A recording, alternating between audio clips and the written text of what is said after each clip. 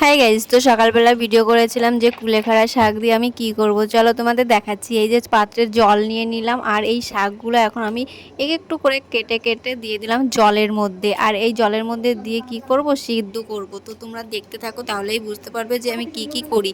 তো এখানে আমি এই শাকগুলো আমি ভালো করে কেটে কেটে জলের মধ্যে দিয়ে দিচ্ছি। আর আমি নিয়েছিলাম হচ্ছে 5টা আগা। আমার এই 5টা আগাতেই হয়ে যাবে, কারণ অতটা বানানোর আমার কোনো দরকার নেই। শুধু তো অল্প একটুই বানাবো, তাই না? তার জন্য আমি অল্পে কটা নিয়ে এসেছি, 4টে ডগা নিয়ে এসেছি, মানে আগা। তো সেইটা নিয়ে এখন আমি দিয়ে দেবো হচ্ছে ডিম। তো একসঙ্গে আমি সিদ্ধ বসাবো। আর এই একসঙ্গে সিদ্ধ বসালে হয়তো কাজটা বেশি হয়, আমি শুনেছি, কিন্তু আমি এখানে বসিয়ে দিলাম। আর খাবে হচ্ছে আমার ছেলে, তো তার জন্যই বানানো। তো আমার সিদ্ধ হয়ে গেছে, আর এইখান থেকে আমি তুলে নিচ্ছি।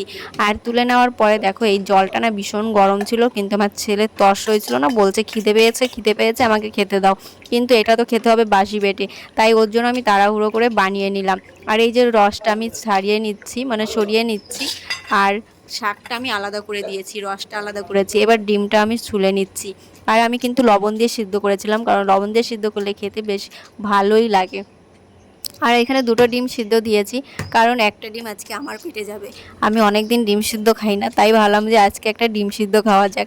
তাই আমি 2টো ডিম একসঙ্গে সিদ্ধ দিয়েছি। তো এই রসটা বড় ছোট সবাই খেতে পারে, সবার জন্য উপকারী। আর কুলেখাড়া শাক তো সব মানে ভীষণই উপকারী, তোমরা তো জানো।